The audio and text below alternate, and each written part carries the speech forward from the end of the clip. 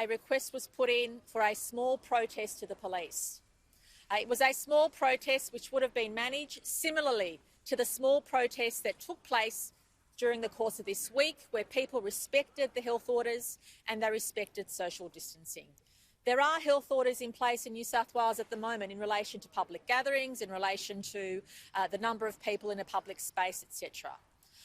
When I spoke to the Commissioner, and it became abundantly clear that police would not be able to assure the maintenance of those health orders, that the number of protesters far exceeded what the initial request was, the Police Commissioner and I discussed the fact that the Police Commissioner would apply to the Supreme Court to have the intended process or the intended protest tomorrow that was intended to go ahead deemed illegal.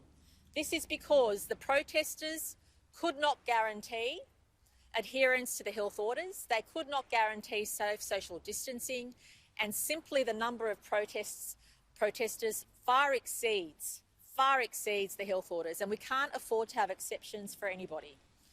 All of us, as I said, have made enormous sacrifices. And if people had made the decision to express their views strongly in a COVID-safe way, which is the comments we made yesterday and the day before, that would have been acceptable within the health orders, but that is not the case. So the protest that is intended or was intended to go on tomorrow will be sought to have an injunction put on against in the Supreme Court, or the application has been made, and the Police Commissioner will outline that in further detail. But I want to make this point clear. The New South Wales Government never has and never would give the green light to thousands and thousands of protesters who do not support the health orders. Everybody knows what the health orders are, and there's a public gathering number which supports people going to a beach or going to a park. No more than gatherings of 10. Personally, and under the current public gathering health order, there is a health order for 500, but that is with social distancing.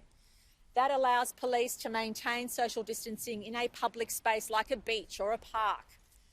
But when a protest organisation cannot guarantee that those participating in the protest will adhere to social distancing, will adhere to the health orders, that is deemed an illegal act. And again, we saw during the week people express themselves in a COVID-safe way. Clearly, that is not the intention of what's happening tomorrow, irrespective of the issue. And I also, again, make this point. If you feel so strongly about an issue during a pandemic, please consider expressing your views in a different way. Don't compromise anybody else's health. Please consider outlining your views on Facebook or in a different way. But please do not breach the health orders. I'll ask now the Commissioner to speak, then Minister Hazzard, and then, of course, we'll take any questions. Thanks, Premier. And good morning. A New South Wales Police Force every year facilitates nearly 1,000 protests in the Sydney CBD alone. Several hundreds of thousands of people come in and safely protest for a whole range of causes. This is pre, during and post-COVID-19. In relation to the protest on Saturday, started off as a static protest with 50 people. Police work with organisers who have to submit certain documentation to ensure that the protest is lawful, which did occur. Like with any protest, we have daily dialogue to assess the risk in relation to not just the protesters, but the general community and the police, of course. And we facilitate or assist with so many protests without issue.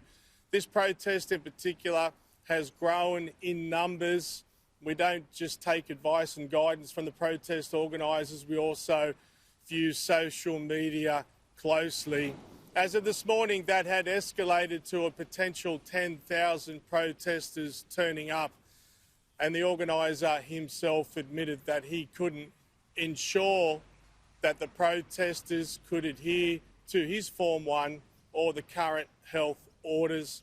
I spoke to the Premier this morning and said on the basis of that, the only option was for the protesters to cease their wish to protest or for us to take the matter to the Supreme Court. Assistant Commissioner Mick, who joins me here today, confirmed that later this morning, and we have commenced legal action on the basis that we don't believe the protest can be conducted in a safe way.